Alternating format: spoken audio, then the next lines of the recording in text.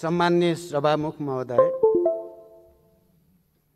हामी देश कोभिड-19 को कारणले आक्रान्त भइरहेको, जनता पीडामा छटपटाइरहेको एउटा विशेष परिस्थितिमा आज बाध्यात्मक रूपमा यो विशेष प्रकारको अधिवेशनमा उपस्थित भएका छौं र सरकारको बारेमा छलफल गर्दैछौं। सबभन्दा पहिला त म कोभिड-19 को दोस्रो लहरको कारण मृत्युवरण गरेका सम्पूर्ण मृतकहरूप्रति हार्दिक श्रद्धासुमन प्रकट गर्न चाहन्छु। सबै संक्रमित नागरिकहरूको शीघ्र स्वास्थ्य लाभको कामना गर्न चाहन्छु र सुरुदेखि कोभिड-19 महामारीको सुरुवात भएदेखि नै यो महामारीका विरुद्ध लड्नको लागि देशका सबै राजनीतिक शक्ति, नागरिक समाज, पत्रकार, बुद्धिजीवी र सबै स्तरका सरकारहरूको एउटा समन्वय गर्ने संरचना चाहिन्छ र सामूहिक प्रतिवादबाट मात्रै यो महामारीको सामना गर्न सकिन्छ भनेर मैले 1.5 वर्ष अगाडि राखेको प्रस्तावलाई स्मरण गर्दै फेरि एकचोटि यो दोस्रो लहर जो अझ तीव्र गतिमा, अझ भयावह रूपमा अगाडि बढेको छ, यसको सामना गर्न देशका सबै शक्तिहरूको समन्वयको निम्ति म सबैसँग अपिल गर्न चाहन्छु र आफ्नो तर्फबाट त्यसमा पूर्ण सहयोग रहने प्रतिबद्धता व्यक्त गर्न चाहन्छु। यति भनिसकेपछि हामी अहिले यो अधिवेशनमा उपस्थित भएका छौं। सरकारको तर्फबाट भर्खरै प्रधानमन्त्रीजीले विश्वासको मतको निम्ति आग्रह गर्नुभएको छ सदनको अगाडि। अघि यहाँ प्रस्तुत पनि भयो। मलाई लाग्छ प्रधानमन्त्रीजीलाई राम्रोसँग थाहा छ कि यो सदनले उहाँलाई विश्वासको मत दिँदैन। यो कुरा मलाई विश्वास छ प्रधानमन्त्रीजीले राम्रोसँग बुझ्नु भएको छ। बुझ्दा बुझ्दै पनि उहाँले विश्वासको मतको निम्ति भनेर अपिल गर्नुभएको छ। यो उहाँको एउटा लोकतान्त्रिक अधिकार भित्रकै कुरा भएको हुनाले प्रधानमन्त्रीजीको अपिललाई त म एउटा लोकतान्त्रिक अधिकारको निम्ति सम्मान नै गर्न चाहन्छु। तर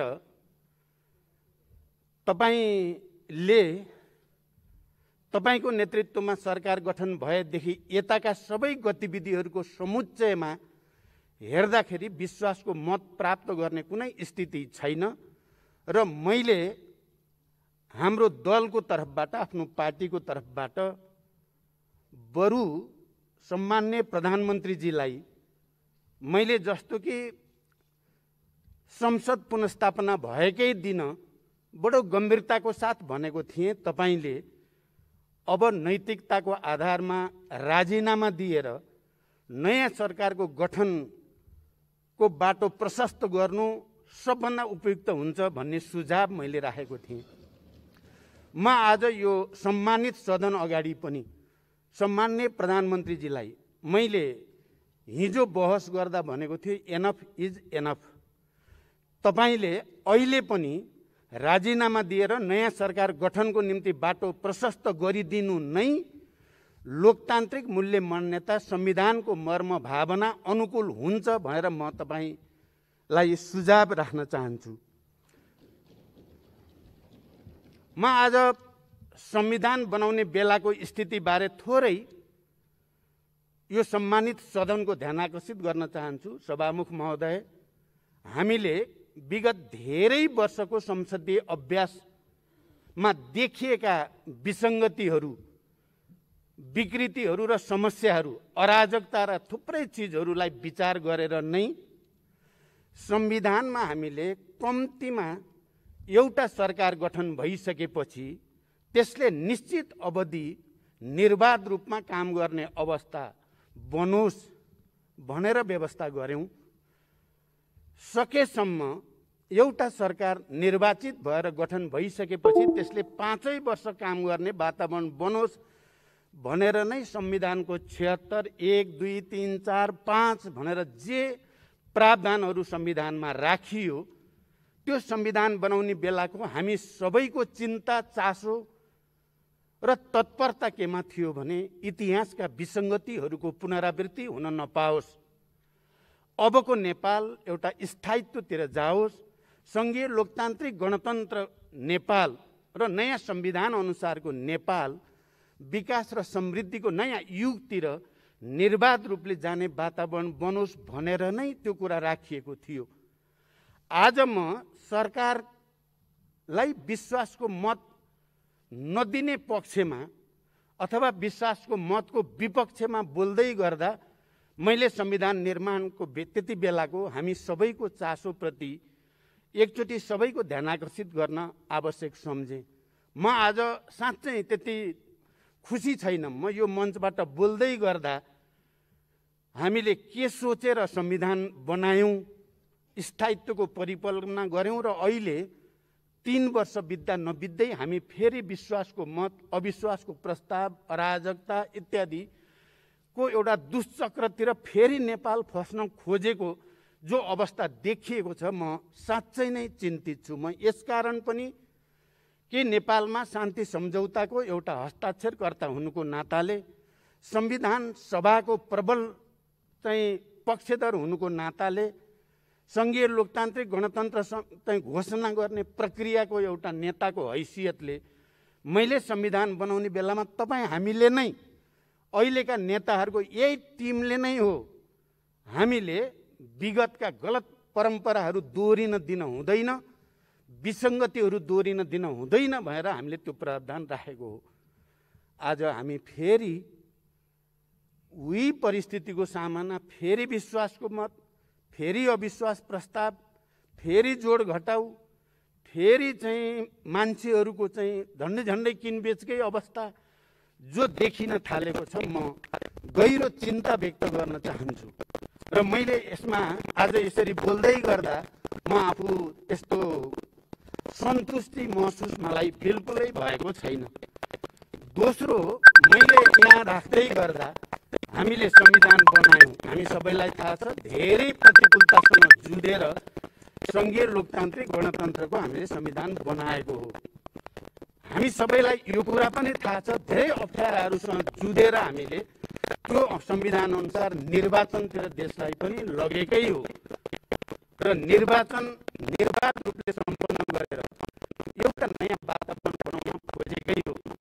मैले किन यो कुरालाई जोड दिएर भन्न चाहेको छु भने म त्यस्तो पात्र हुनुको नाताले पनि यो सम्मानित सदनलाई मैले भन्नुपर्छ पनि चाहेको छु सभामुख महोदय, कि मैले अब देशमा फेरि अराजकताको स्थिति नआओस् भनेर नै मैले वाम गठबन्धनको मैले प्रस्ताव राखेको हो। सम्माननीय प्रधानमन्त्रीजीको अगाडि मैले गठबन्धनको प्रस्ताव राख्ने पहिलो पात्र म हो र अनि कम्युनिस्ट आन्दोलनलाई एकताबद्ध गरौँ भनेर पहिलो प्रस्ताव लिएर जाने पनि मै नै हो। र सम्माननीय प्रधानमन्त्रीजीलाई तपाईँ नै प्रधानमन्त्री हुने हो भनेर पहिलो संविधान घोषणा भइसकेपछि प्रस्ताव गर्ने उहाँलाई प्रधानमन्त्रीको रूपमा पनि म नै हो। वाम गठबन्धन र कम्युनिस्ट एकताको सङ्कल्पपछि उहाँलाई प्रधानमन्त्रीको प्रस्ताव गर्ने पनि म नै हो। तर आज यो एउटा विडम्बना भन्नुपर्छ, 3 वर्ष बित्दा नबित्दै कम्युनिस्ट एकता पनि छेद विच्छेद जस्तो हुन पुगेको, संविधान पनि बडो चाहिँ नराम्रोसँग चिथोरिएको, कोपरिएको र त्यो संविधानलाई नै कोरोना लाए जस्तो अहिले देश र समाज त कोरोनाले आक्रान्त छँदैछ। हाम्रा गतिविधिले, खास गरी सरकारका गतिविधिका कारणले संविधानलाई पनि कोरोना लाए जस्तो, आइसियुमा राखे जस्तो अवस्थाबाट हामी गुज्रिन परेको छ। मैले त्यो पात्रको हैसियतले मैले यो सम्मानित सदन समक्ष एकचोटि हामी सबैले गम्भीर रूपले विचार गरौँ, यसको निम्ति प्रमुख जिम्मेवार को? प्रधानमन्त्रीजीले अहिले धेरै सकारात्मक कुरा पनि आफ्नो नेतृत्वमा भएको कुरा राख्नुभयो। त्यसको फेयरिस्टतिर त म जान चाहन्न। तर आज देशमा जुन सङ्कटहरू देखा परेको छ, संविधानमाथि सङ्कट, राष्ट्रिय स्वाधीनता माथिका समस्याहरू, लोकतान्त्रिक प्रणालीमा सङ्कट, कम्युनिस्ट आन्दोलनमा सङ्कट, एकताको एउटा महान र असाधारण पहल कदमीमा सङ्कट मुख्य रूपमा कसको कारणले आयो प्रधानमन्त्रीजी? के तपाईँ छातीमा हात राखेर आत्मसमीक्षा गर्न तयार हुनुहुन्छ? तपाईँले कहिलेकाहीँ बोलेको सुन्छु म प्रचण्डलाई राष्ट्रिय समस्या नै भयो भनेर। म हो राष्ट्रिय समस्या कि तपाईँ हो राष्ट्रिय समस्या? बहस गरौँ भन्न पनि म चाहन्छु। मैले संविधान बनाउने र तपाईँलाई प्रधानमन्त्री प्रस्ताव गर्नु म राष्ट्रिय समस्या भएर हो? वाम गठबन्धन र कम्युनिस्ट एकताको प्रस्ताव लिएर तपाईँलाई फेरि प्रधानमन्त्री प्रस्ताव गर्ने म राष्ट्रिय समस्या भएर हो? मैले तपाईँसँग पार्टीभित्र बहस गर्दा कहिले तपाईँको कुन कार्यक्रमलाई मैले कहाँनिर व्यवधान गरेँ तपाईँले ठोस रूपमा कुनै जवाफ दिन सक्नुहुन्छ? मलाई लाग्छ तपाईँसँग जवाफ छैन, तपाईँसँग तथ्य छैन, तपाईँसँग आधिकारिक र प्रामाणिक तर्क पनि छैन भन्ने मेरो विश्वास छ। बरु यसको निम्ति तपाईँ नै जिम्मेवार हो। तपाईँले वाम गठबन्धन र कम्युनिस्ट एकताको पछाडिको राजनीतिक स्थायित्व, विकास र समृद्धिको हाम्रो सपनालाई तपाईँले डे वानदेखि नै तुहाउनेतिर लाग्नुभयो भन्ने मेरो आरोप छ तपाईँमाथि। हामी छलफल गर्दै थियौँ, पार्टीभित्र बहस हुँदै थियो, विवाद हुँदै थियो। मैले प्रधानमन्त्रीको हैसियतले तपाईँका क्रियाकलापहरू र पार्टी अध्यक्षको हैसियतले पनि तपाईँका क्रियाकलापहरू बारे मैले टिप्पणी गरेँ, आलोचना गरेँ, विवाद गरेँ, बहस गरेँ पार्टीभित्र। पार्टीभित्रको त्यो लोकतान्त्रिक बहसलाई तपाईँले पार्टीभित्रको कचिङ्गलका कारणले भनेर यो सम्मानित सदनलाई विघटन गर्ने सिफारिस गरेर न्याय गरेको हो देशप्रति, संविधानप्रति। मेरो प्रश्न छ प्रधानमन्त्रीजीलाई, तपाईँको र मेरो बहस भयो, पार्टीभित्र विवाद भयो, त्यो पार्टीको आन्तरिक विषय थियो। अनि कसको रिसले कसको के भन्या जस्तै तपाईँले हामी आपसमा भएको विवादलाई सिङ्गो देश र समाजलाई आक्रान्त हुने गरी यो सार्वभौम संसदलाई तपाईँले विघटन गरेको होइन। यो संसद विघटन गर्ने मैले त भनेको थिएँ, हाम्रो संविधानले संसद विघटनको यो रूपमा परिकल्पना गरेकै छैन। त्यहाँ यो असंवैधानिक छ, अलोकतान्त्रिक छ, स्वेच्छाचारी छ, निरङ्कुश छ, यसलाई स्वीकार गर्न सकिँदैन। मैले माननीय सदस्यहरूसँग त्यति बेला भनेको थिएँ, प्रधानमन्त्रीजीले त हामी माननीय सदस्यहरू अब मर्यौ तिमीहरू छैनौ भन्नुभएको छ, तर संविधानले हामीलाई मारेको छैन, हामी जिउँदैछौँ। मैले साथीहरूलाई भने, माननीय सदस्यहरू हामी मर्यौँ भन्ने नठान्नु होला, हामी जीवितै छौँ, संविधानले हामीलाई मारेको छैन। प्रधानमन्त्रीजीले मात्रै आफ्नो अहङ्कारको कारणले, दम्भको कारणले या आफ्नो गलत प्रवृत्तिका कारणले जबरजस्ती तिमीहरू मर्यौ भनिदिनु भए मात्रै हो। हामीले आफैले आफू मर्यौँ भन्ठान्यौँ भने त हामी मर्यौँ, हामी मरेको छैनौँ भनेर हामी अगाडि बढ्यौँ भने हामी फेरि बिउतेकै हुन्छौँ, जीवितै हुन्छौँ। आज यो सदनमा प्रधानमन्त्रीजीले विश्वासको मत माग्नु भएको छ। यो सदनमा मलाई लाग्छ उहाँ तपाईँले विश्वासको मत माग्ने पनि नैतिक अधिकार छ र प्रधानमन्त्रीजी? यो सदनसँग, यी मान्य सदस्यहरूसँग तपाईँलाई त्यो अधिकार छ र नैतिक रूपले? म अझ अनौठो कुरा के मान्छु भने प्रधानमन्त्रीजीले खालि यो विघटन गरेको सिफारिस सर्वोच्च अदालतले पुनर्स्थापना गरिदियो, त्यसकारण उहाँले स्वीकार्नु भयो होला भन्ने म ठान्थेँ। तर एक दिन सम्माननीय राष्ट्रपतिजीले बोलाएको सर्वदलीय बैठकमा प्रधानमन्त्रीजीको अभिव्यक्ति सुनेपछि चाहिँ प्रधानमन्त्रीजी त्यो अदालतको फैसला मान्न तयार हुनुहुन्न, त्योसँग सहमत हुनुहुन्न भन्ने कुरा उहाँले प्रष्टसँग राख्नुभयो। त्यसकारण आज यदि तपाईँले यो विश्वासको मत प्राप्त हुँदैन, त्यसपछि म संविधानको अर्को धारामा जान्छु, त्यसपछि म फेरि यो सदनलाई विघटन गर्छु र फेरि मध्यावधिमा जाने प्रयोजनको निम्ति आउनुभएको त होइन। जनताले प्रश्न गरेका छन्, तपाईँमाथि आशंका गरेका छन्, कहीँ कतै तपाईँ फेरि यो विघटनको पक्षधर भएको हुनाले त्यही विघटनको बाटो बनाउनको निम्ति तपाईँ यो विश्वासको मत लिने काम गर्नुभएको त होइन। म एक दुईटा प्रश्न यो सम्मानित सदन समक्ष राख्न चाहन्छु।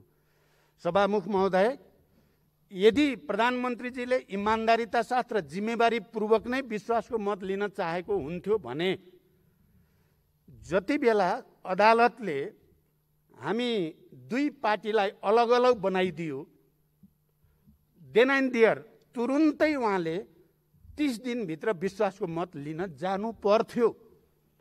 सही कुरा, लोकतान्त्रिक कुरा त्यही नै हुन्थ्यो। किनकि 76 को 2 मा सरकार गइसकेपछि, 76 को 2 को सरकार भन्ने बनाइसकेपछि 2 अनुसारको सरकारलाई माओवादी केन्द्रले समर्थन गरेकै थिएन। गरेकै हुन्थ्यो भने पनि तपाईँ विश्वासको मतमा त जानै पर्थ्यो। किनकि तपाईँ 76-1 बाट 76-2 को प्रधानमन्त्री भइसकेपछि तपाईँ विश्वासको मत लिन जानुपर्ने ठाउँमा तपाईले के भनिराख्नुभयो भने समर्थन फिर्ता किन नलिएको, समर्थन फिर्ता किन नलिएको भनिराख्नुभयो। यही रोस्टमबाट हाम्रो दलको प्रमुख सचेतक माननीय देव गुरुङले हामीले समर्थन गरेकै छैन, 30 दिनभित्र सम्माननीय प्रधानमन्त्रीले विश्वासको मत लिनुपर्ने संवैधानिक व्यवस्था हो भनेर आधिकारिक रूपमा हाम्रो धारणा राखी पनि सकिया थियो। तर तपाईले पटक पटक भनि के राख्नुभयो भने समर्थन फिर्ता किन नलिएको, समर्थन फिर्ता किन। तपाईले समर्थन छिटो फिर्ता लिइदिएदेखि तपाईँ फेरि यसलाई विघटन गर्नुहुन्छ कि भन्ने डरले हामीले समर्थनलाई रोकेर राखेको मात्रै हो। तपाईलाई यो कुरो राम्रोसँग थाहा छ, यहाँ कुनै जाल झेलको कुरा होइन, सिधा सिधा कुरा छ। तर अब खोइ अहिले के महसुस गर्नुभयो तपाईँले र विश्वासको मत लिन अगाडि आउनुभयो अनि हामीले पनि जे यथार्थ हो त्यो कुरा भन्यौं र हाम्रो समर्थन नरहेको कुराको जानकारी हामीले संसद सचिवालयलाई गराएका छौं। यस अर्थमा तपाईले यो विश्वासको मत लिने कुरा पनि स्वाभाविक लाग्दैन, प्राकृतिक लाग्दैन, तर्कसंगत पनि लाग्दैन, अलिकति नाटकीय जस्तो लाग्छ मलाई चाहिँ। दोस्रो कुरा, तपाईले जो अधिवेशन बोलाउँदा जो तरिका अपनाउनु भयो त्यो तरिका पनि लोकतान्त्रिक होइन भन्ने मेरो बुझाइ छ। किनभने नियमित अधिवेशन बस्नै पर्ने थियो। अब बजेट अधिवेशन, नीति कार्यक्रम, प्री बजेट छलफल गर्नुपर्ने बेलामा नियमित अधिवेशन बोलाएर त्यसैमा विश्वासको मत लिए हुन्थ्यो नि त। तपाईँ कहीँ ती सबै कुरा छल्नको निम्ति यो बोला त होइन भन्ने प्रश्न पनि गम्भीर रूपले उठेकै छ। तपाईँ लोकतान्त्रिक संस्था, प्रक्रिया, पद्धति र परम्परालाई छलेर अर्कै केही गर्न खोज्नु भयो हो कि भन्ने आशंका पनि मानिसहरूलाई भएको छ। किनकि विशेष अधिवेशन बोलाउने कुरा हाम्रो अहिलेको संविधानले एउटा त नियमित अधिवेशन तपाईको प्रधानमन्त्रीको सिफारिसमा राष्ट्रपतिले बोलाउने प्रावधान छ अधिवेशन बोलाउने बारे। दोस्रो, विशेष अधिवेशन बोलाउन 25% मान्य सदस्यहरूले माग गरेमा निश्चित प्रक्रिया अनुसार राष्ट्रपतिले अधिवेशन बोलाउने बाहेक प्रधानमन्त्रीले विशेष अधिवेशन प्रधानमन्त्रीका हैसियतले बोलाउने कुराको त्यति परिकल्पना गरेको मैले संविधानमा बुझेको छैन। तर तपाईले बोलाइदिनु भयो। तपाईले के समातेर बोलाउनु भयो? 101 प्रधानमन्त्रीले चाहेको बेलामा विश्वासको मत लिन सक्ने छन् भन्ने जो प्रावधान छ त्यो प्रावधानलाई तपाईले प्रयोग गर्नु भएको देखियो। अब तपाईले त्यो प्रयोग गरेको देखिएपछि हामी यसमा सहभागी हुने कुरामा त हाम्रो विमति होइन। तर तपाईले अपनाएको प्रक्रिया लोकतान्त्रिक छ, संविधान सम्मत छ। म प्रधानमन्त्रीजीलाई एकचोटि अलि गहिरो गरी विचार गर्न विशेष अनुरोध गर्न चाहन्छु। कहीँ यहाँ पनि तपाईँले जसरी सदनलाई गलत ढङ्गले असंवैधानिक अलोकतान्त्रिक र अलि स्वेच्छाचारी ढङ्गले विघटन गर्नुभएको थियो, त्यही रणनीति अन्तर्गत तपाईँले यो गरे त होइन भन्ने प्रश्न चाहिँ मानिसहरूको दिमागमा छ, मेरो दिमागमा पनि छ। अब कामहरूको कुरा गर्दा मैले अघि सुरुमा पनि भने, प्रधानमन्त्रीजी तपाईँलाई यति ठुलो ऐतिहासिक अवसर प्राप्त थियो, मैले भन्दा त तपाईँलाई त्यो अप्रिय लाग्छ। म जस्तो लचिलो, म जस्तो उदार, म जस्तो भावुक मान्छेको सहयोगमा तपाईँ दुईचोटि प्रधानमन्त्री प्रस्तावित हुनुभयो। तपाईँका थुप्रै कुरा मैले सहेरै हिँडिराखेकै थिएँ। तपाईँ कुरा गर्न सिपालु हुनुहुन्छ, म तपाईँको क्षमता पनि मलाई थाहा छ। तपाईँले मेरो र तपाईँको अन्तर के रहेछ भने, म मनमा जे छ मुखमा त्यही आइहाल्छ, मेरो अनुहारमा नि त्यो आउँछ।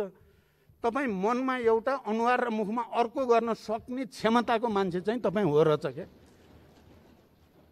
नत्र मैले तपाईँलाई भन्ने गर्थेँ, मलाई त अलिकति फकिने मान्छेलाई हिजो हामीले गरेको सहमति समझदारी मैले तोड्या हो र प्रधानमन्त्रीजी? पालो पालो अध्यक्ष, पालो पालो प्रधानमन्त्री मैले तोडेँ। त्यसो गरेको भए आज तपाईँ कम्युनिस्ट आन्दोलन, यो देश कहाँ हुन्थ्यो? यो सबै दृष्टिकोणले हेर्दा कहीँ न कहीँ सत्तामा बसिसकेपछि तपाईँमा जुन दम्भ अहङ्कार देखा पर्यो, तपाईँ सबैतिर कस्तो अनौठो भयो क्या। यो एउटा कस्तो मनोदशा, मनोग्रन्थि तपाईँमा विकास भयो भने सबैतिर चकाचौध राम्रो मात्रै भइरहेछ भन्ठान्नु भयो तपाईँले। भएका कुरा पनि भए भन्नुभयो, नभएका कुरा नि भए भन्नुभयो। कोभिडकै कुरा गरौँ न, दोस्रो लहर सुरु हुन लागिसकेका थियो, त्यसका सङ्केतहरू देखिसकिया थिए। तपाईँ नै होइन, ठुल्ठुला समारोह, रथयात्रा, हजारौँका जुलुस लिएर हिँड्नु हो, त्यहीँबाट वात्तै फैलिएको होइन।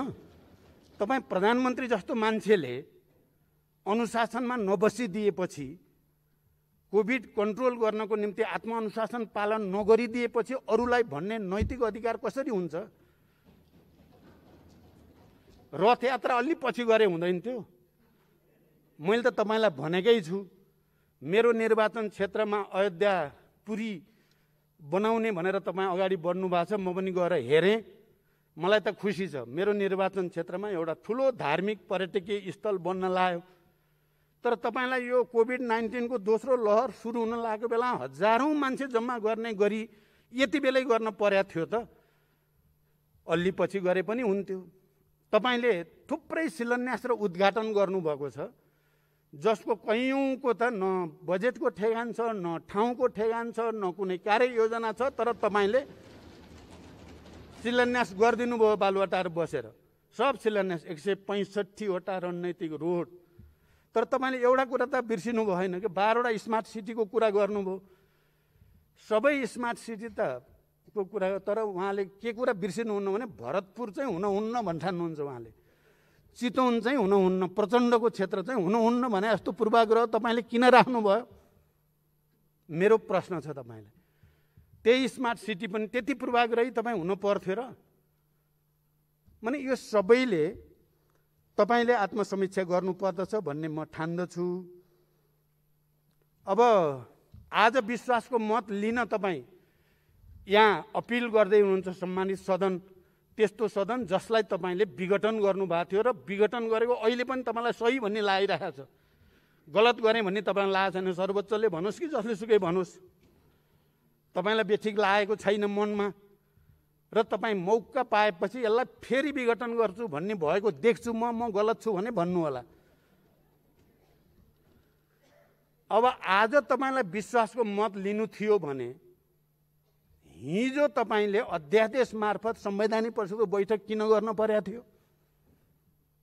यो विश्वासको मत लिएर गरे पनि त हुन्थ्यो परिषदको बैठक। यसबाट के देखिन्छ भने तपाईँलाई भरोसा छैन, विश्वासको मत त मैले पाउने होइन। त्यसो भएपछि मैले कब्जा गर्न सक्ने जति संवैधानिक संरचना कब्जा गरिहालौँ भन्ने मनसायले काम गरेन भनेर कसरी भन्ने? तपाईको मनभित्र त्यो छैन भनेर कसरी भन्ने? त्यसकारण यी सबै क्रियाकलापबाट तपाईले भन्नु त हुन्थ्यो, फेरि तपाईको केही कुरा म स्मरण पनि गर्छु। संविधान बनाउने बेला नै तपाईले भन्ने गर्नुहुन्थ्यो, समावेशी समानुपातिक भन्यो भने तपाईलाई थोरै थोरै इरिटेसन भएको म देख्थेँ।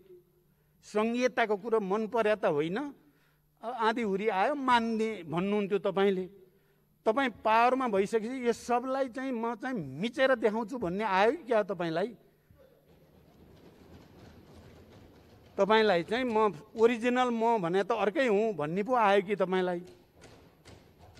हामीले त तपाईमा रूपान्तरण आओस् र एउटा नयाँ प्रक्रियामा नयाँ युगतिर देश जाओस्, स्थायित्वतिर जाओस्, सामाजिक न्यायतिर जाओस् भन्ने चाहेको हो। तपाईले भनिराख्नु भएको छ, प्रधानमन्त्रीजी धेरै कुरा भनिराख्नुहुन्छ। हरेक पटक यति झुलुङ्गे पुल, यतिवटा पुल, यति किलोमिटर बाटो, यति चाहिँ स्वास्थ्य सामग्री, यति डिजिटलाइजेसन, यति चाहिँ गरेँ भन्नुहुन्छ। तर फिल्डमा जनताले त्यो महसुस गर्दैनन्, त्यस्तो गरेका छैनन्। बरु कोभिड लागेपछि पनि स्वास्थ्य सामग्रीमा भ्रष्टाचार भएकै कुरो खालि कसैले तपाईलाई आरोप लगाएको मात्रै कुरा होइन यो। अब तपाईँ नै हो पनि म भन्दिनँ, मैले त्यसरी पनि भनेको छैन। तर यही सदनको सम्मानित समितिहरूको निर्णय छन्, तिनीहरूले भनेका छन् भ्रष्टाचार भयो, कमिसनको खेल भयो भनेकै छन्, लोकतान्त्रिक पद्धति अनुसारै भनेका छन् र जनतालाई त्यो शङ्का छ। अहिले पनि कमिसनको खेल 105 वाला खेल भएको र त्यसले गर्दा कयौं सामग्री आउनमा व्यवधान भएको कुरा स्थापित भएकै छ। यो चीजप्रति तपाईँ कति गम्भीर हुनुभयो? देशमा बढेको आत्महत्याको दर, त्यसलाई रोक्नको निम्ति, महिला हिंसाको दर, त्यसलाई रोक्नको निम्ति कति भयो भन्ने कुरा प्रश्न उठिराखेकै छन्। यो परिस्थितिमा तपाईकै प्रस्ताव असफल भइसकेपछि म त बडो सरल ढङ्गले छोड्ने खाले मान्छे पर्दो रहेछु। पहिलोचोटि प्रधानमन्त्रीबाट पदत्याग गर्दा पनि, दोस्रोचोटि पूर्व प्रधानमन्त्री माननीय शेरबहादुर देउबाजीसँग सहमति गरेर प्रधानमन्त्री छोड्दा पनि म त बडो सहज ढङ्गले प्रक्रिया अगाडि बढ्ने कुरा हो भन्ठान्थेँ। तर तपाईँ त यसरी च्यापेर बस्न खोजेको देखियो। तपाईँ ज्यान जाला बरु कुर्सी चाहिँ छोड्न हुन्न भन्नेमा तपाईँ दृढ हुनुहुँदो रहेछ। अब आजकल म तपाईँबाट अलिअलि सिक्न बल गर्दैछु। अलिकति त केपीजीको ममा चाहिने भयो बानी, नत्र म फटाफट जे पनि छोडिदिने गर्दा त म त कमजोर त्यसरी पो भएको छु कि क्या हो भन्ने पर्या छ मलाई। तर तपाईको चाहिँ अति भयो भन्ने मेरो बुझाइ छ। त्यसकारण पनि यी सबै विषयमा एकचोटि समीक्षा गर्न जरुरी छ। सम्माननीय सभामुख महोदय, अब धेरै कुरा भन्दा पनि आजै सक्ने भनेको हुनाले म लामो चाहिँ भन्न पनि चाहन्न। अन्तिममा प्रधानमन्त्रीजीलाई मैले सुझाव पनि भनि नै सकेँ। अझै पनि होइन भने अहिले प्रतिपक्षी दलको नेताको हैसियतले माननीय शेरबहादुर देउबाजीले 76-2 को सरकार बन्ने सम्भावना यही सदनभित्रबाट छ र त्यो खोजिन्छ भन्न खोज्नु भएको छ। म त्यसलाई समर्थन गर्न चाहन्छु। यही भित्र सम्भव छ। अरू बिडङ्गो नसोचौँ। यो देशलाई संविधानको हुर्मत लिने काम हामी कसैले पनि नगरौँ। सहज ढङ्गले लोकतान्त्रिक प्रक्रियाद्वारा हामी अगाडि जाउँ र त्यसको सुरुवात आज प्रधानमन्त्रीजीले राखेको विश्वासको मतको विपक्षमा प्रधानमन्त्रीजीले सबैले मलाई भोट हाल्नुहोस् भन्नुभयो। म चाहिँ प्रधानमन्त्रीजी बाहेक सबैले विपक्षमा भोट हालौँ, नयाँ इतिहास बन्छ भन्ने अपिल गर्दै बिदा हुन्छु। धन्यवाद।